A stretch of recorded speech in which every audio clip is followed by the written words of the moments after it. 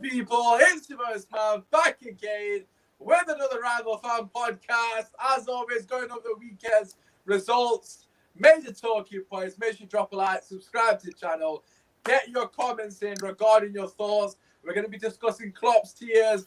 Man United still top of the table, whether they deserve it or not. Obviously, as some people say, false position, all that good stuff. And obviously, we're going to be discussing Fat Frank. Spurs, the bus is kind of in motion slightly, a bit more further up the pitch. And of course, Ozil finally leaving that dead club in North London. You'll love to see it. As always, I got the homie Kojo. What are you saying, brother? Oh, good, my bro. How you doing? Yeah, not too bad, not too bad. I've got two Daniels here, so we're just trying to think of a nickname here for Daniel A and Daniel B. We'll start with Daniel B. He's always already here. What are you saying, brother? I'll let them work out who's doing it. Chelsea, Daniel, what are you saying? I'm good still. Okay, say no more. And we've got a new guest here representing Liverpool. No, I've forgotten your nickname already, but I'm going to say Daniel for now, and then you can tell me. Representing Liverpool, what are you saying, brother? Yeah, I'm good. It's been 24 hours since that dead game, so I'm happy that that's out of my memory. But we're playing Burnley again on Thursday, and watching Liverpool nowadays is just boring. What are you trying to say? We're basically emulating Burnley's tactics. Is that what you're saying? No, I'm not saying that. Mum was trying to say we're Burnley against we're in for another one of those similar games. I wish I could blame your tactics for our dead attack, but I can't even stoop that low. We're just dead at the minute. Bro, okay, that's music to my ears, to be fair. Koji, what do you reckon? What were your thoughts on the game? I'm just burning that we didn't take our two chances, man. Like I said to you. Yeah, I said to you that I wasn't really too fussed about the game too tough. Like I wasn't that emotionally invested just because I knew that there was no pressure on us. So I felt quite relaxed. So going to Anfield, when you go there and you create chances that you should be scoring, in your head you're like, bum, like blood, you're like, you have to score. You have to score. Bruno should have scored. Pogba should have scored, in my opinion.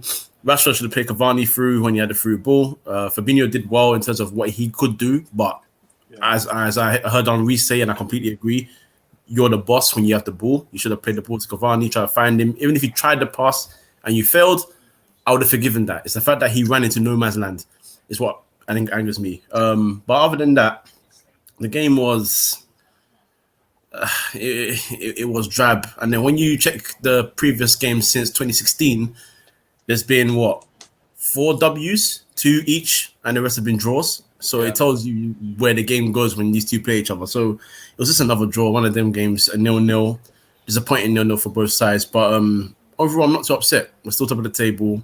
We're 3 points clear of them, but you got some noisy neighbors starting to creep up from behind us again. So the game was okay. The game was okay. I'm not really annoyed about how the game went. I don't think it was dead, but it wasn't superb. It was one of those 0-0s. Listen, I'm just going to come in straight away, and I completely disagree with the comment that you said. Look, if Rashford tried that pass and it didn't come off, I think I would have smashed my TV. Listen, bro, I seen someone tweet saying, man can feed the whole of UK but can't feed his teammates. Is he ever going to pass the ball? Like, man, pass. He doesn't pass. When him and Greenwood are playing together, they don't pass, yeah? He only passes to Martial. Like, they must have some sort of bond in them, bloody changing rooms that we aren't aware of. He doesn't pass to anyone else. Like, bro, that is such a basic pass around the corner. If you're not going to play that pass, you got to shoot. And he's got to go into the top right corner. He didn't either. Like, he just ran into no man's and then had the audacity to shout at Pogba. And I was like, what? I don't even know if he was shouting at Pogba. The referee was shouting at somebody. He looked like he was blaming someone else. But honestly, it was absolutely shocking. No, regarding the other two chances, we'll come back to that shortly. I don't even know what to call you. What's the nickname? What are we calling you by? Taiwo. I'm looking at your tag and thinking, should I call him that? I don't know if I can pronounce it. All right, Taiwo, go on, listen. Obviously, you kind of mentioned already Liverpool being very blunt in attack. It's been the case for like 4 or 5 games now, if I'm not wrong. Man, is that 7-0, obviously. Since the 7-0 against Palace, what's happened to Liverpool's attack? They seem like they're struggling at the moment. It's as if they don't know how to play with each other again. we're really good at getting to the final third. I think even yesterday we got into Manchester United's final third so many times, but the final pass, the decision making was very poor, and I don't know what's happening with especially Mane and Firmino, because normally their decision making is very good. They know what to do in the final third. They already have an idea of what they're going to do, but it's as if they just panic when they get the ball. Like in the second half, Mane got in behind twice and just crossed it straight to the centre back. And I was thinking, why did you do that? Like that was the worst place to pass the ball. So that was annoying. But yesterday, Firmino, like in the first half, I don't know what he's doing with those two chances. So yeah, the front three need to fix up, because if they don't, we might be in a top 4 battle, because we've just let Everton come back into it. Because if Everton win their game in hand, they're above us, and our next few games before City aren't easy. So we need to fix up very, very quick. Yeah, no, obviously, Tawo, I hear what you're saying, bro. First and foremost, right, the Mane one. You know when he got past Wan-Bissaka, right, and Wan-Bissaka almost took him out, and it was like almost a penalty, whatever. I was like, yo, what has Mane done? I was expecting to find the pass. I'm like on the watch line. I'm saying, oh, but that's 1-0, isn't it? Basically, because Mane, like you said, normally picks out the right pass. He normally squares it back and obviously finds his player. But Daniel, you know, what are your thoughts at the moment with Liverpool? You know, as you see, Tal was just saying, there might be the top 4 is surely not. That's a bit. No, I think no. Oh, no. sorry, if you look at if you look at the table, he's right, because and remember we were talking about it. I mean, 2 weeks ago we were saying, look, Chelsea are out of it and whatnot, and if we win our game now, we can go literally 1 point off the top 4. So it's like, really and truly, this league literally is so volatile. It's not stretching out. The next batch of games is the halfway point. I think Liverpool, the problem with Liverpool, I mean, I spoke to a Liverpool fan, and I was hearing excuses. Like, I understood it to an extent, but I mean, he was saying stuff like they're not scoring goals because Van Dijk is the initiator of the attack with diagonals to their fullbacks, and I'm like, bro, come on, like, let's be real, innit? Like, Mane is not playing well. Obviously, he had COVID, and players who had COVID, I always give them the benefit of the doubt, because it takes different people react differently to it. Their bodies are going to react differently. Yeah, Mane is just not the same this season, and he hasn't played well. I don't think he scored about 5 goals or something like that. Anyway, he hasn't got that many goals. Firmino has about 5 goals in 12 months. He was terrible yesterday. Like he was shocking. Like he's not. He had a couple of half chances. I'm not gonna lie. I'm beginning to lose the change I had in him. Like I'm losing ratings for him, because he wasn't good yesterday, man. I can't even lie. Should I tell you what his worst bit was? And I'm sure Tabo would agree with this.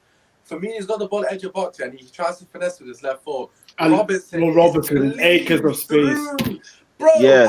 I was watching this him 1-0 because Mane did all the hard work on the right wing.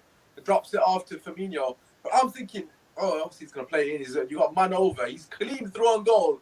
And then if you shoot, you have to at least hit the target. Do you know what's crazy? They were... Liverpool were at their strongest when Mane and Salah actually switched wings. When Mane moved over to the right, and then you had Salah going up front. Salah was in Shaw's pocket, that's why, for most of the game. I'd even say it was Wan-Bissaka who was handling Mane, and Mane was probably the one who called for the switch. So, and it just made more sense, innit? But Liverpool just seemed a bit disjointed. Like, I thought it would be a goal fest, because even Shaqiri playing there, you know, when Liverpool play an attacking mid rather than another centre mid, they're going for it. They're trying to score goals. That's the intention. And then you see Klopp coming out saying the way, bro, United had the OMG moments in this game, and that's why I wanted to say that. Look, we speak about it all the time when the facts change, the opinions do. Of course, going into the game, you would have been happy with a point. But on the balance of things, you guys should be disappointed. I would have been disappointed that we didn't come away with 3. I'm not disappointed personally. The only reason being is because, look, first and foremost, the Bruno chance, right, and the Pogba chance. I feel like the Pogba one and the Bruno, I think the Bruno was harder. Bruno one was guilt edge, man. He has to score that. I think I agree. I do think he has to. I do think he has to score. Don't get me wrong, but there's a lot of bodies there. I can see what he's trying to do. He's trying to guide it on target. Look, at the end of the day, he knows himself that he should be scoring that. The Pogba one for me, right? I feel like if it was a yard away from his hand, it's in because he's hit it that well.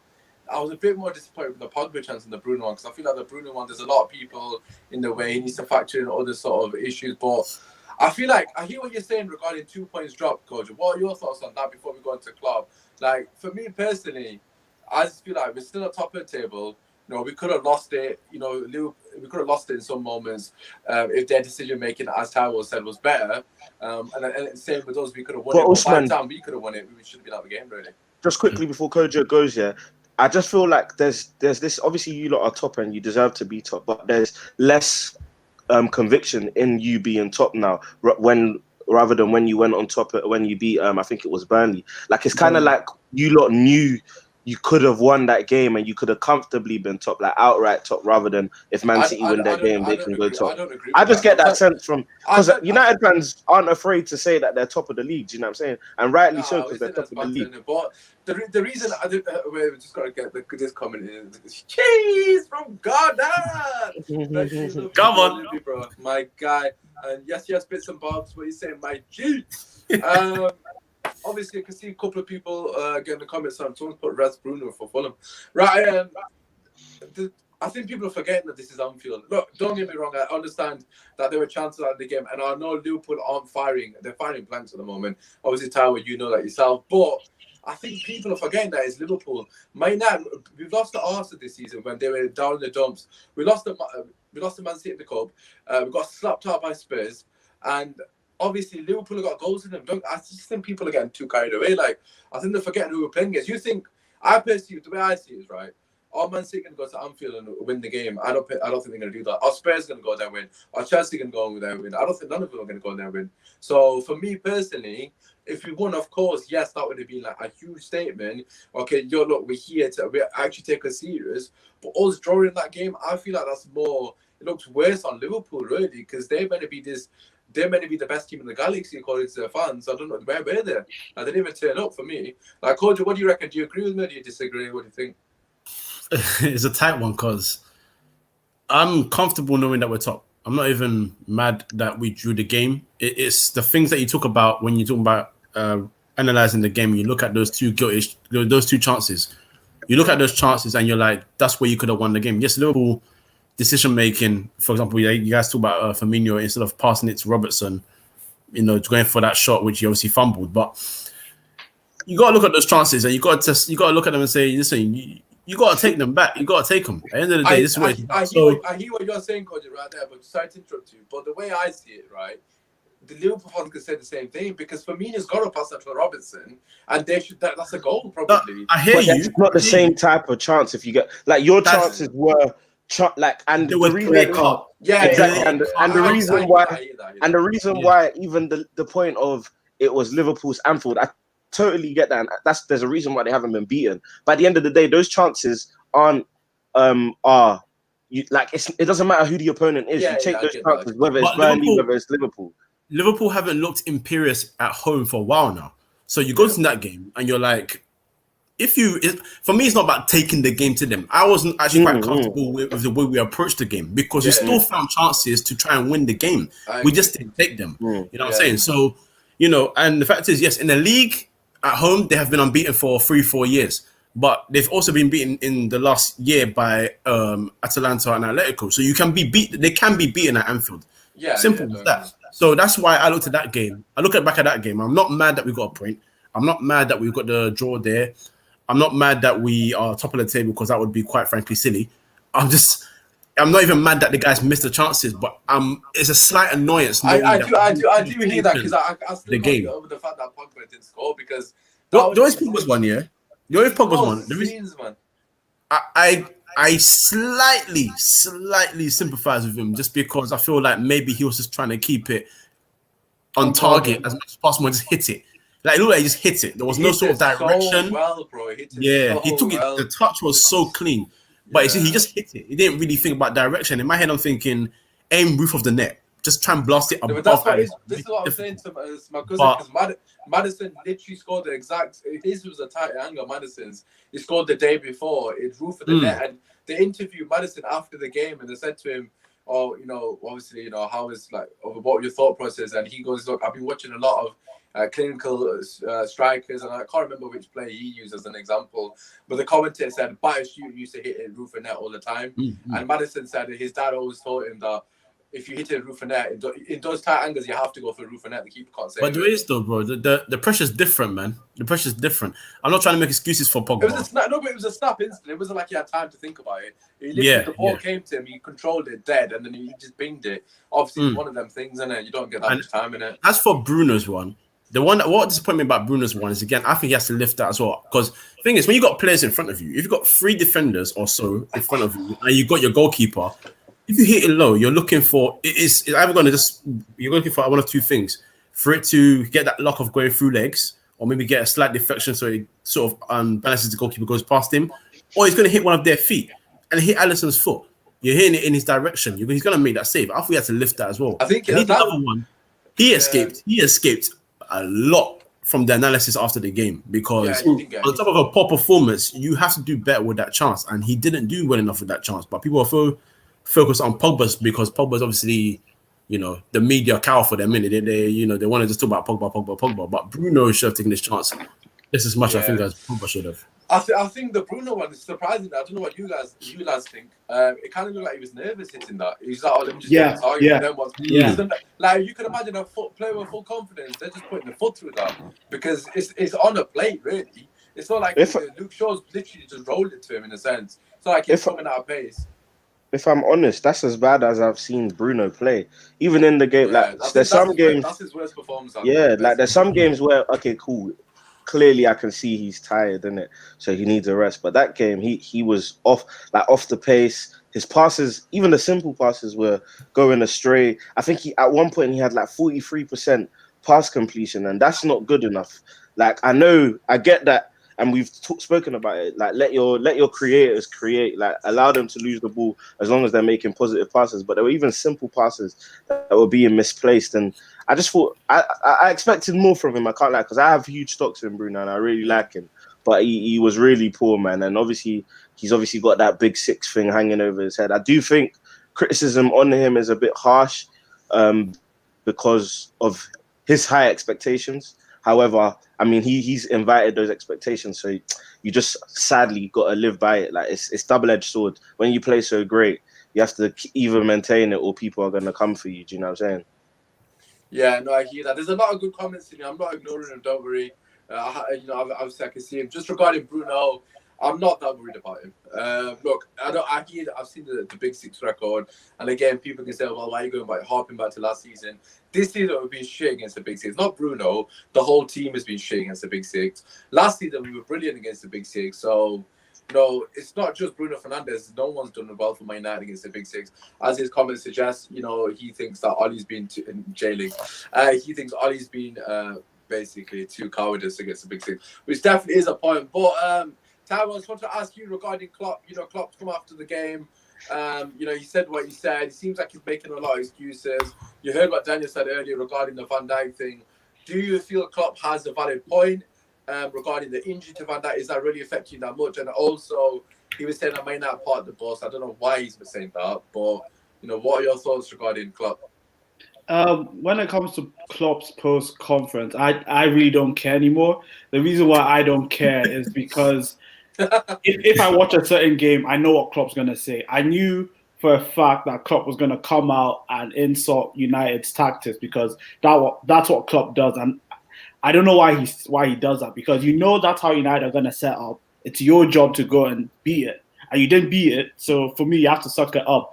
In terms of the Van Dijk injury, it's not an excuse. It's definitely not an excuse, but I feel like he's trying to deflect. And I get it. That's what good managers have done in the past. If your team plays poor, deflect. But I feel like it's been 4 games now we haven't scored. You can do as much deflecting as you want. Everyone is going to focus on the front 3. So I thought he should have just focused on the performance and sharpen everything.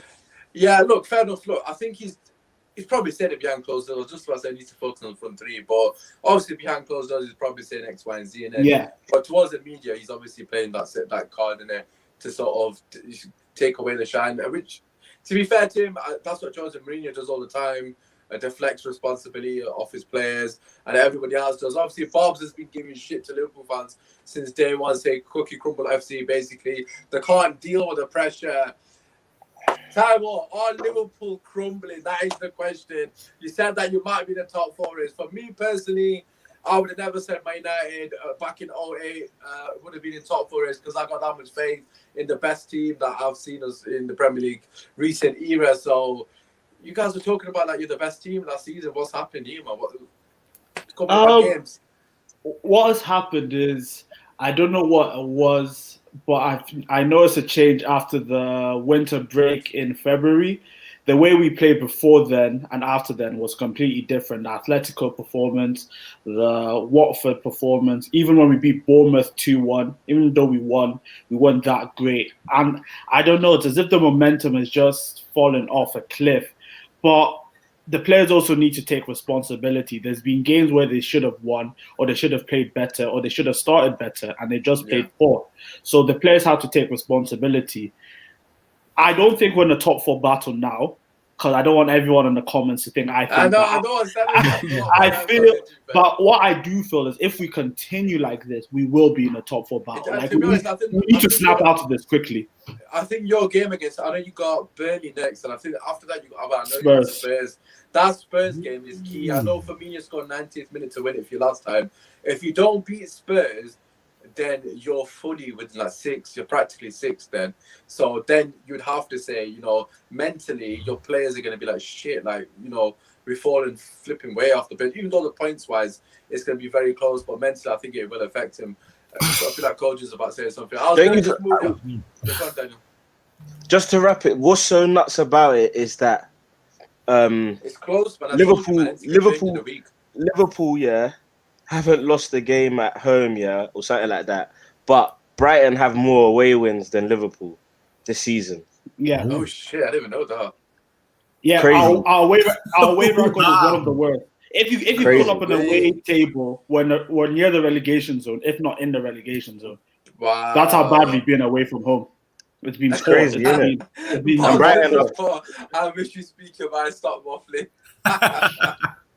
Don't mind Bob. Bob is the most annoying guy ever. Yeah, I know. Don't worry, he's trying to get my head. Yeah, well, let's talk about another team. From one team with flop forwards at the moment to another team. Timo Werner, talk to me, Daniel. What are you saying, brother? Damn. Nah, I'm man. defending this guy as well, but no, I'm just gonna get involved. Listen, let's talk Chelsea. Another fantastic performance there, winning 1-0 against Fulham. Daniel, what were your thoughts? Hello, the sarcasm is oozing from his mouth. But no, if we're being serious though, like I can leave everyone to banter, but I always knew that the next win wasn't going to be a good win. We've been crying out for a win. I mean, four losses in our last 6, so the next win wasn't going to be a good performance. It was all about getting the result. 4 losses in your last 6? Yeah, 4 losses in the last 6. I didn't know it was that bad. Yo, bloody hell. Wolves, Everton, Man City, and I can't remember, something like that. But anyway, Arsenal, brilliant. So 4 losses in the last 6. So we needed a win, and Fulham weren't. Everyone's saying it's Fulham relegated, bro. The last 4 games they were unbeaten. They're a good team, and Scott Parker has got them playing in a better, especially when he changed to 5 at the back. He's got them playing in a better way. We saw what they did against Tottenham. We saw how they stifled Tottenham, and they deserve to win that game against Tottenham, especially with the way they played in the second half. I think they deserve to at least get a point, and it would have been a different game if they had 11 men, because there were periods in that game where I was worried that they were popping the ball really well. I've forgotten the lad's name. Yeah, Cavallero. Don't know what he's doing. What is he doing? And then he's laughing out. I punched him. I don't even care if it's not my teammate. Yeah, I hate when strikers do that. Why are you laughing, man? It's on a plate. Man's pretty wide. He's like, ha ha ha. His teammate's like, you prick. We'll just split him all open for you to do that. And he just put it out. We've got quite a lot of comments. This, I'm not going to lie. Every single comment's like, Timo Werner's playing hide and seek practically. So, Cordial, we pass it to you. Everyone's calling for Timo Werner's head. Literally every comment. There's not one. It's not mentioning Werner, bro. But it's understandable. It's poor, man. Because the problem with Timo Werner as well, just before everyone else goes and rips him up. The problem is though, like let's be honest, innit? Like, he's not playing well, and really and truly, he's even looking worse as a footballer. Let's even forget him as a striker in terms of the chances that he's getting. He's not even looking like a good footballer right now. Like, he can't dribble, not passing well, not looking confident. He literally looks shot of all sorts of confidence, and it's really bad. It's scary, like beyond scary. I think Lampard has to take responsibility, definitely. I know it's Werner because it's still him as a footballer, but Lampard has to take responsibility for the way that he's used him and other players as well, other signings, other players within the team. And it's kind of like, now you've got this player and you've got this situation where you haven't played to his strengths. So then what more do you expect from him? Like, we're talking about Hudson-Odoi being our best player. He doesn't start that game. He comes on and he's the difference instantly. And it makes you wonder, like, does this guy really know what he's doing, kind of thing? Do you know what I'm saying? So for me, the Chelsea situation is simple.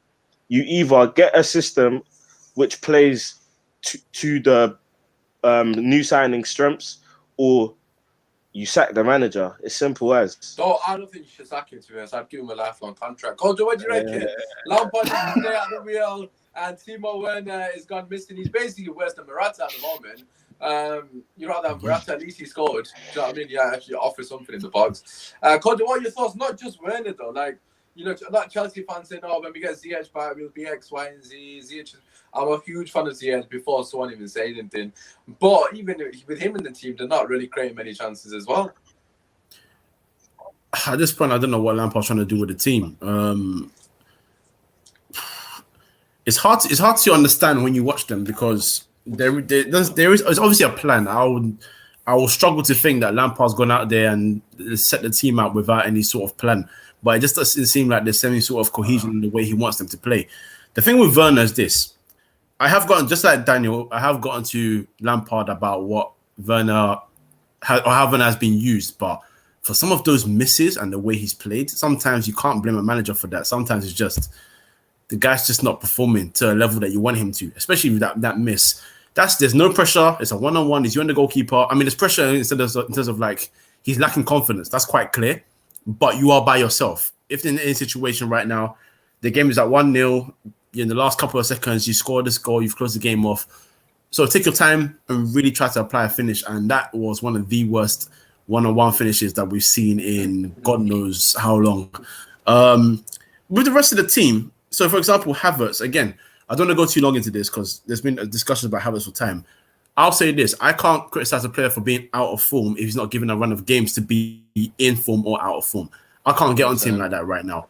And that's why I get onto Lampard, because it's like, well, even with 10 men, for example, Fulham looked like the better side. So you as a coach, what could you do in that moment to make your team flip the switch?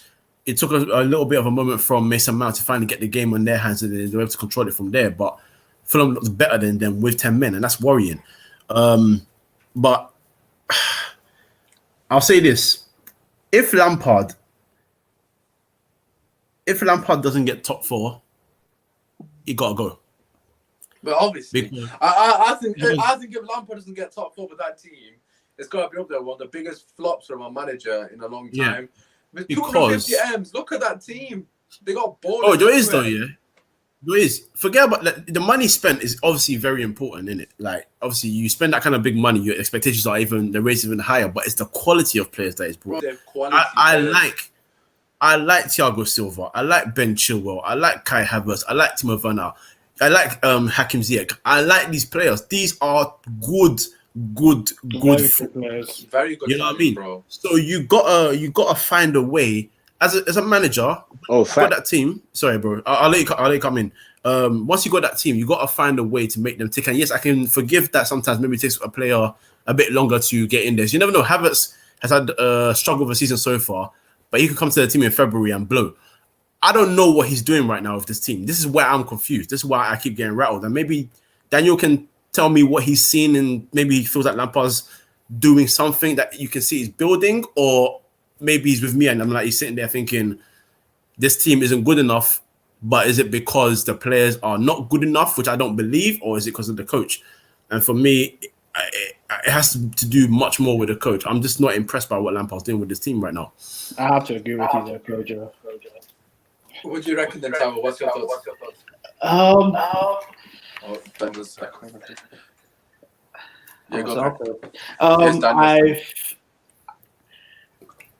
I don't know. It's hard because I don't want to like get onto managers because I don't like this whole sacking culture. But then Lampard, he has had a lot of money to spend, but I don't think he's doing bad because of the money he's spending. I think he's doing bad because when I watch Chelsea, I honestly don't know what he's trying to do.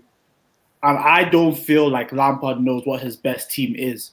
And for me, that's an issue because that's what I thought last season. And I thought, okay, it's his first season at a top club. Let me give him the benefit of the doubt. But now we're about to enter the halfway point, and he still doesn't know his best team. I don't know what Chelsea are trying to do going forward. And it's not as if he has bad players. And Werner, Havertz, even to an extent, Kante, I feel like he's misusing or not getting the best out of a lot of players in that Chelsea team. And he does have to take some blame. With Timo Werner, he's low on confidence. You can see, like Daniel said, he doesn't look like a footballer. Like they're playing some balls into him, some easy passes, and some of his touches. I'm thinking, bro he's shitting it. He's fully shitting. Yeah, exactly. It's like Mkhitaryan. It fully reminds me of Mkhitaryan at Man United. It's so Timo Werner, because he's a baller. Because Mkhitaryan was obviously come from the same league. He was practically played of the season, so to speak. And then he was unbelievable in terms of statistics as well. And then as soon as like a couple of bad games that Mkhitaryan had, he couldn't do anything. Like he completely lost it. Like I don't know what happened to it. I don't know if it's a running theme. Like Tyler, what do you reckon? I've some people saying maybe because the Bundesliga is a lot easier. Because I've seen enough of Werner to know the guy's got talent. But do you feel like the jump is too much for some players, or do you think that's just being a bit picky? I don't know. It might be a bit picky. I don't know about Bundesliga being that bad of a league because the best player in the league now came from the Bundesliga, Kevin De Bruyne. Yeah, Or if you think Bruno Fernandes is the best player, he came from the Portuguese league. So I just feel like it depends on the player. But for Mkhitaryan and Timo Werner and Kai Havertz, I think it's a confidence issue. Because one thing I noticed, he'll play a pass to his winger, and he's not trying to get into the box. He's trying to get it outside of the box. And as a striker, your first thought is, let me get into the box and let me get a chance. But I feel like he's just scared of missing the chance. He's thinking of, what happens if I miss? Then let me score this chance. And I do feel sorry for him because he is a baller at the end of the day, in my opinion. I still think give him a pen in it. This is why. Sorry, bro. And this is why I feel like it's Lampard's issue because you've come into a league where, yes, I'll say it, apart from Bayern, every Bundesliga team loves to play a higher line defensively. So someone like Havertz on every counter attack or any attack that they managed to just get into running behind, he had the pace, he cut in from the left side, bang, go. Whereas in the Premier League, if you are a much better side than, like for example, if it's Chelsea versus Sheffield United are not like that, but let's just put them in that scenario of if they're a relegated side playing deep because they don't want to concede that many goals. You would have to find a different way. So someone with him, like him for example, even his movement is quite good as a striker. Try and get him in the box and say, look, if they're playing a deep role where you maybe have to just get him behind the defender at the last moment to get a tap in or maybe find space, let him do that a lot more instead of playing on the edge of the box, trying to take on defenders because he's not a dribbler either. The guy is not a player. He's playing him as a winger when he's meant to be a left forward, basically. He's a striker all day long. We know he's a striker, but if you're playing the striker on the wing, I know how Welbeck used to be playing on the wing because he's obviously he's not good enough to play up front. Werner doesn't fall into that category. He's obviously brilliant and he should be playing up front. But if he's not going to play up front, basically you're playing with left forward, so he's almost inside. Chilwell's a proper left back that will get forward as well. Get Chilwell to be your winger. You've got Kante as well to cover. Like, talk Werner in. Why is he holding the byline getting choked on his boots? It's crazy. It doesn't make sense. You got Hudson-Odoi, right, to use for width. Use Hudson-Odoi. Like, I know Ziyech's back in the team. Obviously, he's got to play, but he's getting him to play like he's meant to be a proper winger. He's not a winger. Like, he's not meant to be doing that job. He's a left forward. He's played left wing, but that's not his favorite position. I kind of wanted to segment that into another player that's, another failed winger. Aubameyang and Arsenal will play Newcastle very shortly. You know what? I've forgotten about Aubameyang's existence, because, the man's not speaking to Cruz on Twitter anymore because it looks like Cruz was obviously right. Man's a flop, but no master been out in a while. We didn't speak about Arsenal last year. Tyler, we'll come to you first and foremost. I don't even know where Arsenal are on the table. I've got to be honest. I've completely forgot they're in the league. I'm not even punching. I swear to God. No, some teams that you just forget about their existence. Like, let me look for you. Let me look for you. I know Leicester near the top, with all due respect to, but you don't notice them. No, when you're looking for fixtures. They are currently 11th. If they played when they played this game, they would have played 19 games. They would be 10th, 1 point ahead of Villa, who would have 4 games in hand on them. That's insane. 4 games. 4 games in hand. Villa could, if someone went on a run, they'd be near top somewhere with us. The amount of games they got. They win this. Yeah, go on, sir, Kojo. Yeah, they win this game, and they will be 2 points behind West Ham, who also have a game in hand on them, as do Southampton, Chelsea, and the rest of above. So, they're miles behind. Taiwo, please go ahead. Taiwo, over to you, bro. What are your thoughts on Arsenal Football Club? No, we've not mentioned Aubameyang in so many weeks on this show. You know, what's happened to him? Like, he's got 3 goals. Like, the guy's just falling off a cliff. Arsenal, like, they have a lot of problems, in my opinion. I think as a club, they're so poorly run. For example, they bought Alexis Sanchez and Ozil for about 70 million, and both of them have left on a free. And there was a point where those 2 were the best players. Like, that doesn't happen at a club that's well run. They have one of the biggest rebuild jobs, if not the biggest rebuild job in the top 6, and they gave the keys to that rebuild job to a rookie. That does not happen at any other club. Yes, people can say Frank Lampard is a rookie. Yes, people can get onto Oli, but at least these people had managerial jobs before they got to Man United and Chelsea. Arteta was just an assistant manager, and then they thought, okay, he can do it as our coach. And he's made quite a few mistakes this season that's affecting the team. And I feel that's the issue with Arsenal. And look, in my opinion, they made a mistake giving Ozil 300k a week. And they went to make that same mistake with Aubameyang. And look what's happening with him. What happened with Ozil? Happened with Aubameyang. That contract, yo. What is going on? They just made the same mistake twice, and I don't know how they didn't learn. For me, it's the funny thing is, right, Tyler, you say that. Obviously, when before Ozil got his contract, it was the period where Sanchez left to Man United, and all Arsenal fans were like, "Give Ozil whatever he wants. We need to keep him. We can't lose him, etc." And obviously, as the time went on, all Arsenal fans were saying, flipping out, why did we give him his contract? What a waste of money, X, Y, Z. And then the Aubameyang's contract situation, give him whatever he wants. We can't lose him. And he's literally the exact same pattern. And I'm not saying, look, the Aubameyang situation, of course, was different. But it's like they've paid him 350k now, and they can't really do anything with him. He's not really performing. And, like, what do you put it down to? Like, for me, personally, again, it's the manager, isn't it? It's got to be. Go on. No, I was just literally going to say, like, I even said it on my podcast yesterday. Like, we were just saying that as much as, and me personally, I think Arteta has very, very good ideas, like, that he wants to bring through into the team. But come on, we're looking at guys like Pepe, who's regressed second season. Aubameyang under Arteta second season has regressed. The attack is 200 million. Like, I know he's not. Like, the attack is still 200 million. Let's be real. That's a lot of money. You got Saliba, who was supposed to be the Mbappe of centre backs, who's going out on loan probably again, or even probably getting sold. He's on loan to Nice again. Yeah, he's already gone. Yeah, you got Guendouzi, who was showing promise, and when he was in form, he gets isolated by Arteta for one incident against Brighton. But Xhaka somehow stays back in the team after his many incidents. You've got there's the Ozil situation, of course. Again, we don't know what's happening with that. Yeah, exactly. Don't even want to say too much. So there's just too many things that have gone on for someone like him, someone with no pedigree yet, and he's had so many issues with his squad management ability. Like, so it's there's a lot of questions, man. A lot of questions, especially if Arsenal don't finish in the top half.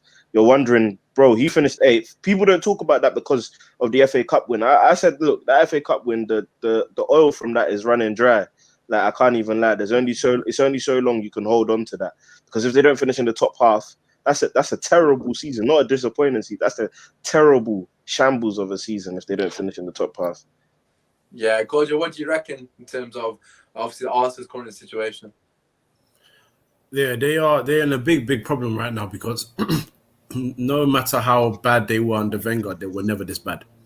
No matter how much they criticized the Emery regime, they were never this bad.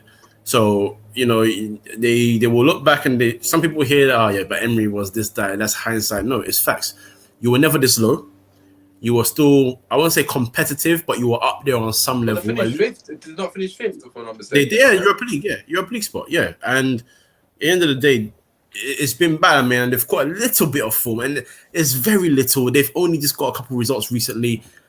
You still need to build a lot more before you can say we're back in business. They're not back in business. Like, just before Daniel spoke, I literally spoke about the predicament. You win this game, yes, you got up to 10th, but Villa have 4 games in hand on you after that. And bro, everyone above Daniel, they're literally not even 10th. Like, they can't exactly. Even get 10th. And then everyone above you will still have a game in hand of you on top of that. They're miles behind. They're not close, and I will look. We're doing banter about they're near Lampard and Chelsea, but you knew it wasn't going to happen. Really and truly, realistically, it wasn't going to happen unless Chelsea capitulated against Fulham, but that wasn't going to happen. And this is where the problem is. And Daniel said it perfectly. Maybe Arteta just is not. This might not be the role for him. It is what it is. There's a lot of questions about players. For example, when Ozil was dropped, the first thing I ran to was the Premier League registration squad list, because I wanted to see if they filled out the 25. They didn't even fill out the 25, so he took that option of just omitting him completely. Got him out. Let's talk about it because all right, go on then. Yeah, because I know we mentioned it briefly. Obviously, I know Arsenal going to play shortly against Newcastle. And I got Callum Wilson, the fantasy team, in, so got to back my boy in there. Against the dead defense that is Arsenal. Listen, Kojo, let's talk Ozil. The way they've dealt with that whole situation is nothing short of shambolic. 350 grand a week. Man's been sat on the bench for a whole year. You got Arsenal fans saying, "Oh, well, he wasn't performing anyways prior." Listen, he still got your most created chances in the last 2020, and he didn't play since January or whatever. And he still had the most chances created. How is that possible? He played 2 months in the year, and he's got more chances created than anybody else. That is a madness. Coach, I know you're gonna mention Saliba shortly there, but what are your thoughts on the Ozil situation? He's finally left that shithole that is Arsenal Football Club. He's free. He's a free man. What are your thoughts? Firstly, I'm happy for him to have gone to the club that he supported since he was a kid. Yeah, he lost Fenerbache.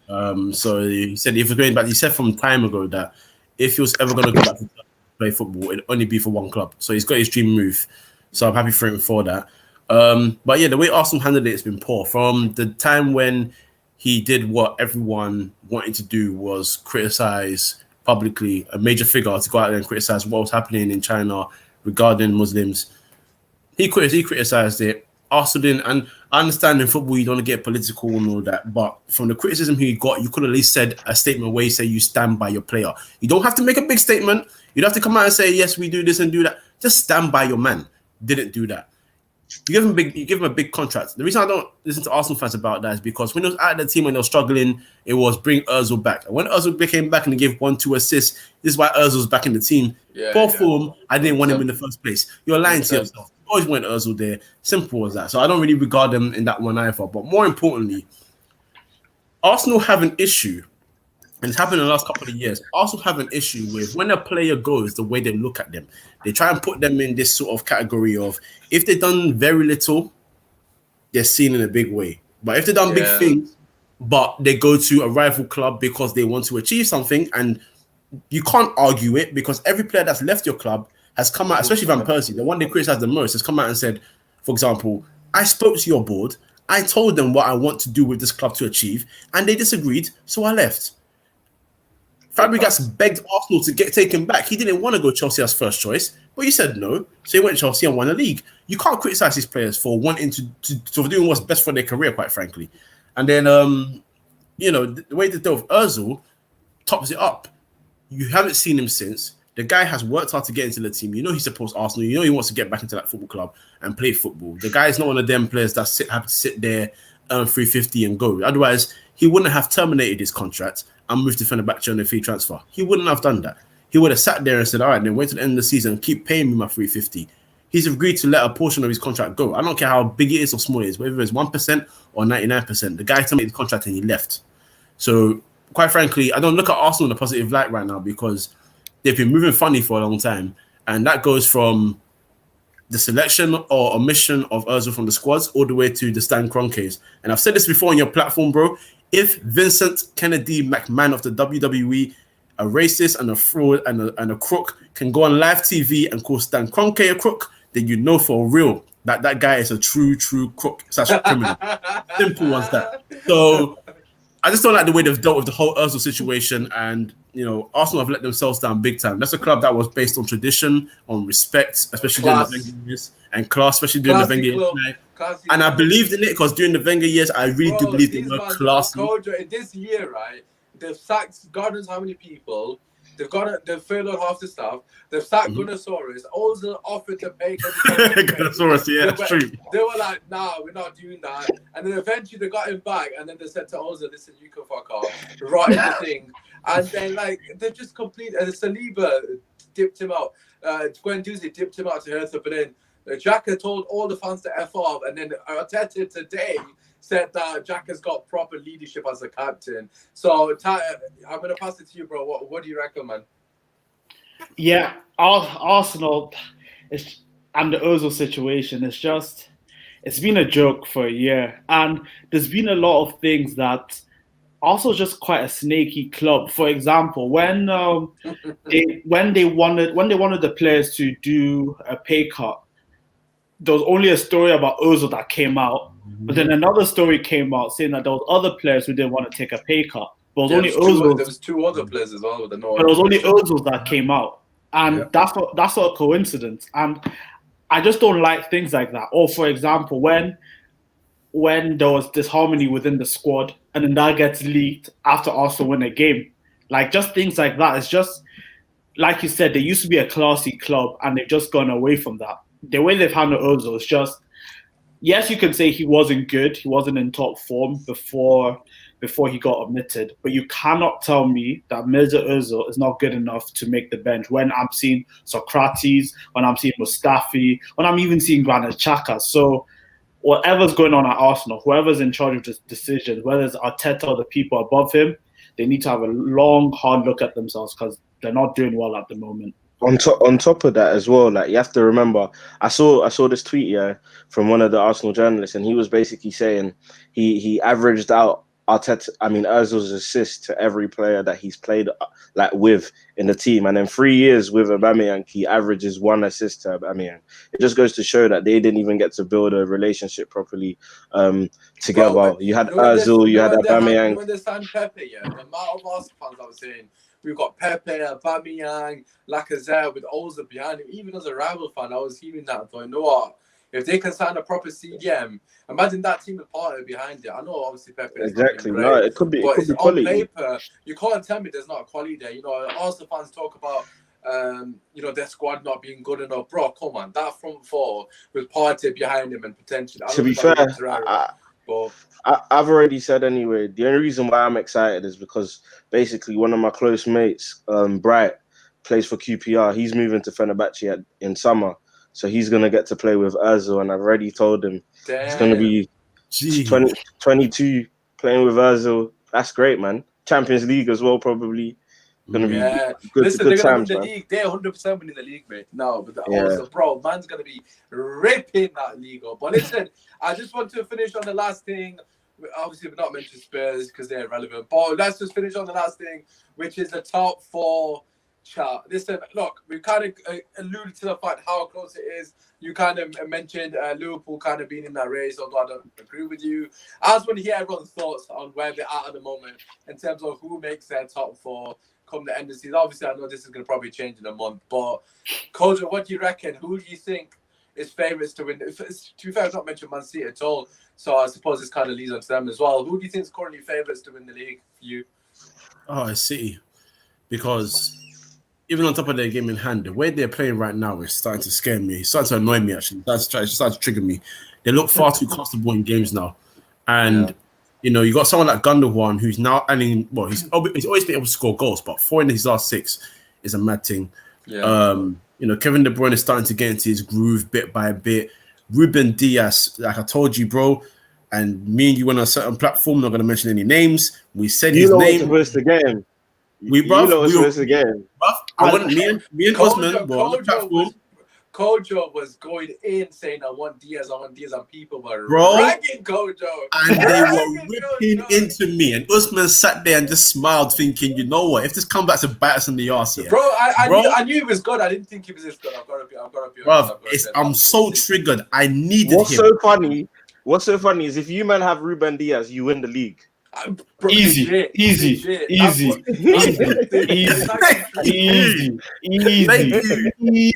you. Like, no debate.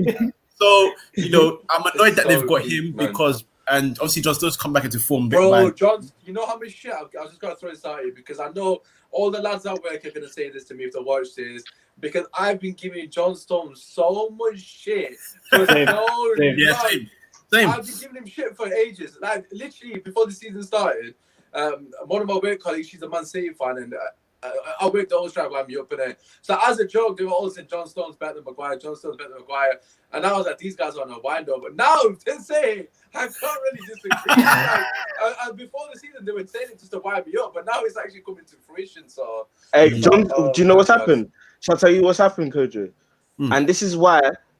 I have to give credit to Pep Guardiola because despite the fact that fair enough he's had some of the best teams in the world, in fact most of the best teams in the world and all the money in the world, what he has done with this team is he's shown us that he can have his back against the wall, especially when how many leagues has he been in where there's been multiple title contenders and now his back is against the wall and it's like it's not surefire that he's going to win the league, but he's showing us that he can rise to the top. There were so many questions. I had questions. Daniel's saying this beautiful speech right now, and then they're gonna lose the next 2 games. And then next week we're gonna. If that happens, then so be it. But up until this moment, he deserves credit. But I swear to God, it's bad. 100%. And even KDB, maybe KDB is watching this podcast. Like he's risen to the occasion for me, and that's all we've been wanting him to do. But on John Stones, though.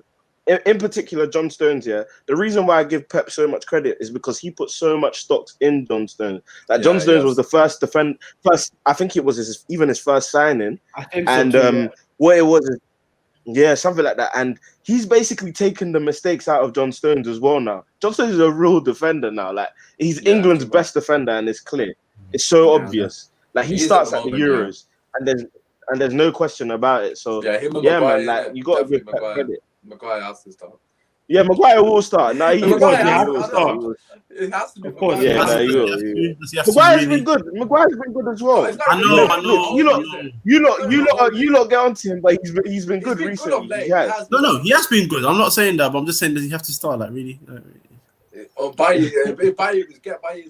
No, for England. For England. So, I know. That's what I'm saying. Does he have to? So the English passport off for Bailly, man. Get him in there, man. I love that guy. That guy, honest to God, the fact that he took a while to celebrate just makes my life. Like, just cracks me up. That clip is crack up. But Taiwo, listen, I think we're all probably going to agree anyways, because Kojo's going for Man City. Who do you think currently your favourites? What do you reckon? Yeah, it's City. It's Manchester City. I said it in the group chat, in a Liverpool group chat. I don't know which game it was after, but I think it was 2 or 3 games ago. I was telling them, look, listen, City are not conceding goals. And if they start to attack, well, it's curtains. It's curtains. And it looks like it's about to be curtains because they're just, like Kojo said, they look way too comfortable in games and it's annoying. And they have the fear factor back. Yeah. And it's, once a team has a fear factor, it's curtains for the rest of the league. So, they're my favourites. I think they can sustain this till the end of the season. Bro, they scored so many bangers. Gundogan scores a banger, and Sterling goes, no, I'll hold my drink. That free kick was pie-esque. That was pie-esque. The way I didn't know he had that in his locker. Bro, I was watching it. I was watching the game. I was watching the game live. The way he ran up to it, I thought, what's this dickhead doing? And then it just fucking hits it like pie. Did it? Obviously, I can't remember who it was against, but obviously didn't hit the bar. But Upton Park. It looks like he's going over the bar, and then he just dips straight into the top corner. I thought, nah, where has he pulled that off from? But listen, Danny, I'm assuming you're going to say Man City as well, and then just to cut a long story short. I mean that's who I predicted to win the league at the beginning of the season. So I think it was you and Lawless, isn't it? I feel like you and Lawless. We Lawless put Liverpool in third. I've got Liverpool to win the league at the moment. Well, in general, that's what I had City to win the league. All right, okay. Let's go for second then, and then let's see what everyone says. Kojo, who's your team in second, and what do you reckon as it currently stands? I'm going United. Okay. United, Fair enough. yeah.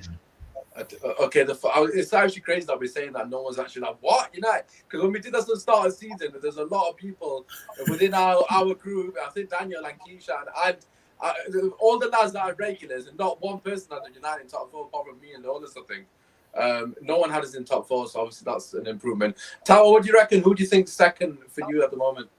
At this present point in time, United. Yeah, I'd have to go United. If you would have to ask me now, it might change in 2 weeks. I hope it changes in 2 weeks, but the way we're playing at the moment, I can't say Liverpool confidently. Oh, fair. Daniel, what do you reckon? I'm gonna go with. No. Am I still here? Yeah. Oh, cool. I'm gonna say I'm not basing it off of like what's happening week by week. I'm just gonna predict. Same. I still believe in Liverpool. I still believe it will be Liverpool that will finish second. This comment here, Maguire's a waste of 80 million. This guy, honestly, God, AK, I love you, bro, but honestly, God, I've never seen you happy, even when we're winning. Like, even when we're winning on the watch, like, he'll come in and he slag off somebody, like, he has to. Like, it cracks some of the guys on our watch, like, honestly, they make me laugh, man. Like, Rashford could score and someone's still slagging him off because he passed the ball away, like, 2 yards away. But we got United, we're saying United, Liverpool, City, and Leicester. Oh, I'm assuming that's not the right order. Okay, fair enough. I'm gonna say Liverpool. I had Liverpool to win the title, so I'm not gonna say. I don't know.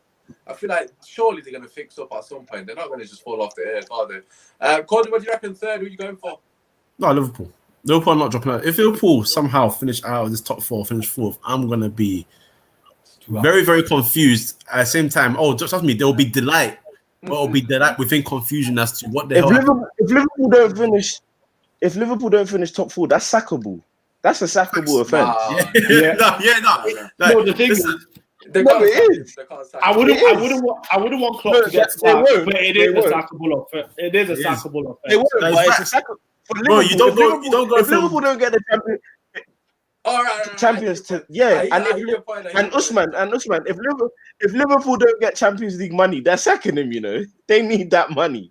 They need that money. Premier League champions and then top 4. Actually sack him. No, not even top 4, Kojo. Europa. Europa. That's what we're saying. Out of top 4, like it is. Like I wouldn't want him to be sacked, but like people be looking like Klopp, Wagwan. Like you can't go from. You can't go from 97. He won't. Yeah, it won't. No, he won't. No, we're fantasizing. Yeah, we're fantasizing. It won't happen. Touch wood. Listen, to be honest, right? If Arsenal can finish top of the table, then anything's impossible. Anything possible because they're fucking shit in it. So if they can come into the top 10, then Liverpool could quite easily drop out. You know, these miracles can happen. Listen, Daniel, what do you reckon? Who's your third team? Who are you going for? Listen, I'm just gonna hold back. I swear to God, Daniel, right? You, Keishan, and Ahmed, right? Moose, with so much conviction, did not have Man United in top 4. So I want to hear what you gotta say. Who are you putting in your third spot? He's like down. He's like down. I want to hear it so I can clip it. Is he back? Yes, Daniel. All right. Who's your third team? Who do you think is gonna come third? He's battling it. Look at him. He doesn't want to say it. Tabo, who do you reckon? I don't think I've even asked you, to be fair. My Wi-Fi is pissing me off. Liverpool third for me. I think that'll be the top 3. Like City will be first, second, and third. At the moment I'll go United. I think if Liverpool can come back to form, it will be Liverpool. But top 3 will be Liverpool, United, I do City. think the front. To be honest, I know I shouldn't say this because obviously it's our 2 nearest rivals, Liverpool and City. I'm just happy to be in the conversation. I don't know what Kojo thinks. Like, I'm just happy to be in the convo because we've not been there for a long time. Obviously, I'm not saying that I'll be happy to finish second. Of course, I'm not, because you don't win a trophy for that. But for us, it would be progress in it because that's what our fans wanted. Of course. Then hopefully we can get a CDM and then kick on in it because it's quite evident we need a CDM desperately. Right, let's see if Daniel can get in. Third time lucky. Come on, Daniel. No, he's gone. Man's disconnected. No, he's bottled it. Right, okay, last spot. Who's gonna claim the last Champions League spot, Kojo? For you, bro, what you saying? That's a good question. Bro, I can't even make my mind up for this one because it's about 5 teams going for it. Okay, I'm gonna go between 3 teams. Yeah, I'm gonna. I mean, it's probably not gonna happen because they are who they are. But I'll put Spurs in there. Wow. Just Chelsea, because. Who's the other teams do you think? Chelsea are not making any top 4 this year. I'm just throwing you out there. Who's all the teams? What do you reckon? Leicester, and I think the other team that'll compete actually and hold it consistently as in the competition, it will be Southampton. I don't think Everton will hold it. Everton are too inconsistent. Everton, actually. Yeah, Everton are a good team, but I think you'd see more from Southampton in the season. But I would say Spurs, and trust me, it's not convincing because it's still just based on 2 men. But as long as if those 2 men are about, they can do something. That's all it is. But again, with Spurs, you just don't know, innit? Well, actually, you do know. Chiellini pretty much told us. So, you see what happens. But I'm going to put Spurs there for now. But that's not a convincing 4th place for me. That's like a C. Wait, what did you say? Because obviously, I said Spurs. He's gone for Tottenham 4th to take the last Champions League. Who third? Liverpool. So he's put Chelsea out of it, basically. Chelsea are not in it. No, I know. I'm saying you were saying something, and then I was lagging. I could hear you in bits, but couldn't hear properly. Oh yeah, I was saying. Listen, I was saying you said with so much conviction that you're going to get Champions League. Come start of the season. You said I think didn't you say you're going to win the league? Who put Chelsea to win the league? No, I did not say that. No one did. He said.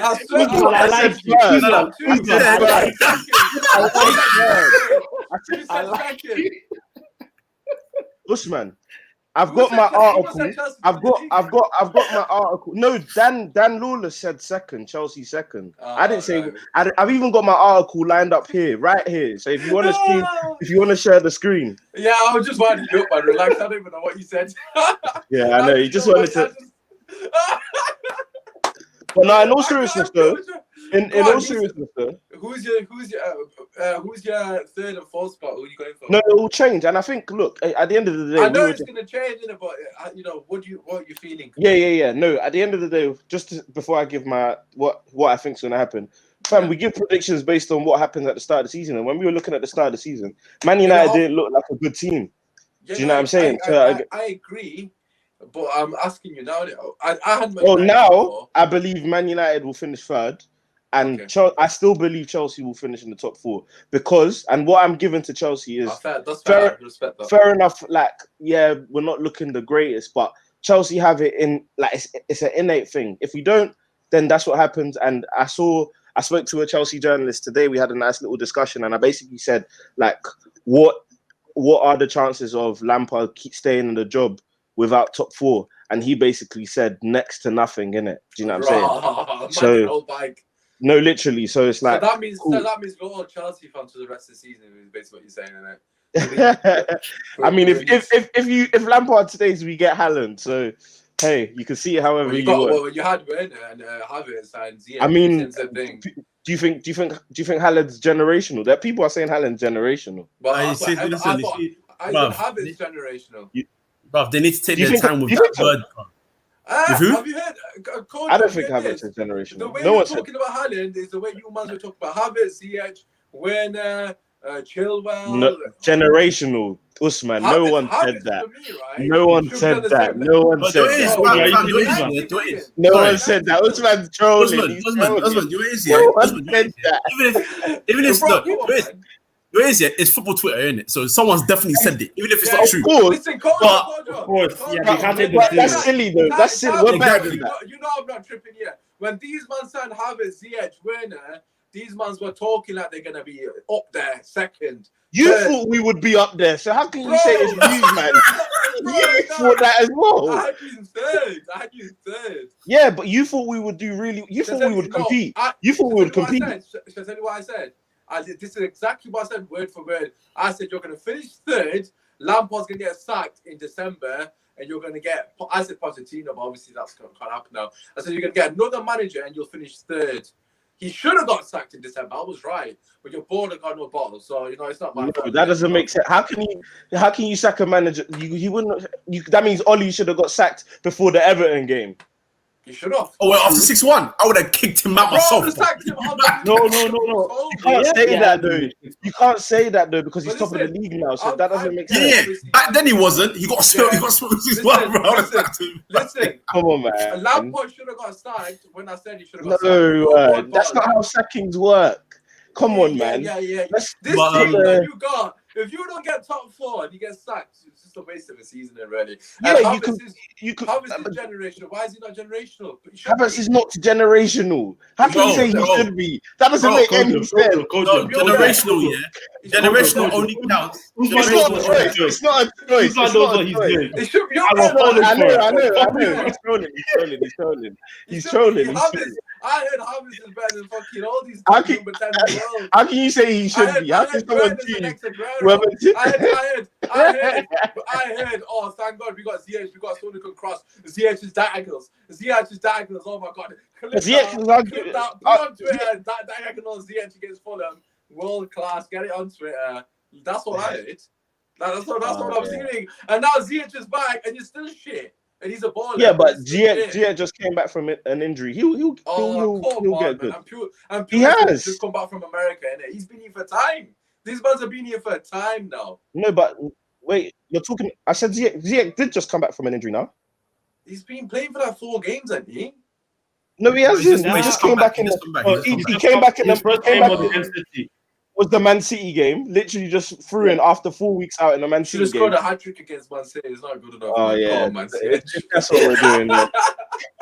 Thanks to spend Usmaan United. Appreciate it. Comment. All that great stuff. Listen, Havertz should be on the same level as João Felix, man. I'm just running out now. Right, Taiwo, I don't know if I've asked you. I feel like I have asked you. Who's your 4th team? Who are you going for? 4th team? Oh, Chelsea. I think Chelsea will get it. I don't think Spurs can rely on Kane and Son for another 20 games. I think that's unsustainable, personally. I think any team above 18th, 17th can give Spurs a good game / beat them. Every time I watch Spurs, apart from the big games, I'm not impressed, me personally, unless they're playing a crap team like Sheffield United. All right, fair enough. Right, to be honest, I'm kind of torn between Chelsea and Spurs. I can't really make my mind up. After listening to Daniel, obviously, expressing the fact that Havertz a generation, I might put Chelsea in 4th. Oh my God! No, I'm gonna go for Spurs because I feel like Jose Mourinho. That's the only reason. Nothing to do with their team. I just think Jose Mourinho knows how to get these dead wins, and he'll just somehow scrape into top 4. They'll probably win the League Cup, and they'll do well in the Europa League, and then their fans will say Jose is back in it. To be fair, Chelsea could quite easily get it as well. It depends on the 2 teams. But listen, that brings us to the end of the video. Arsenal currently playing against Newcastle. I don't know what the score is, but hopefully Wilson does a madness because we've got him on the fancy football team because Arsenal can't defend. Hey, if you see Steve Bruce's you'll think he's mad. You think he's crazy. Like he's playing He's playing Callum Wilson, Joe Linton, Almiron, and Andy Carroll, all 4. You know what? Yeah, you know what? He is. Wait, somebody got on. Wait, those. Is it Kendall? Somebody got onto Steve Bruce calling him all defensive. I think that's got to his head.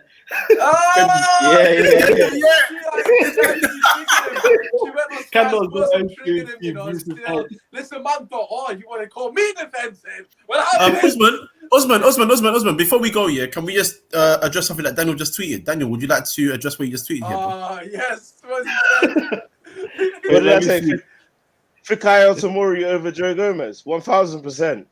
1,000%. Daniel, Taiwo, what are you saying to that, bro? Hey, Fikayo Tomori over Joe Gomez. Look. Let me tell you right now. Ever since Sterling batted up Joe Gomez has not been the same. He cannot. The one thing I'll say about Tomori, I just don't see it. I personally think he's okay. I think he's okay. I just think he's okay. Like, I'm not even just saying this because of what Daniel said. Like, I've actually wanted to talk to you about Fikayo Tomori because when I watch him, I just think he's an okay defender. I don't see anything amazing about him. Granted, but don't you think it's a bit nuts that if I believe if Fikayo Tomori was in your team, he'd be the partner to Van Dijk? No. He would be. Joe Gomez. No way. I haven't seen enough of Fikayo to agree with. Joe Gomez is the next best defender. So, and I believe Fikayo Tomori is better than Joe Gomez. So Joe Gomez would partner. Twice tomorrow, not getting to your team then. I don't get it. Favourites. Hudson Odoi can't get it. Nah, I know. But you're supposed to get triggered. No. I'm not getting triggered because the reason why I know is because Usmaan knows this. Have you sold him? No, he's gone to AC Milan to play under Maldini. Oh, bastards, man. He might actually come back good now. No, there's one they make it permanent, 30 million, no? No, it's option to buy in it, so we can still reject it even if they want to trigger it. To be honest, I'm a fan of Tomori's. He's about as good as Phil Jones and Rojo, but he's like a few. Right, and on that note, drop a like, subscribe to the channel. We'll be back next Monday. Basically, AC Milan just got Rojo and Phil Jones in one in Tomori. Fair play to them. You'd love to see it. Hopefully, Newcastle. To be fair, I don't give a shit as long as Wilson scores in it.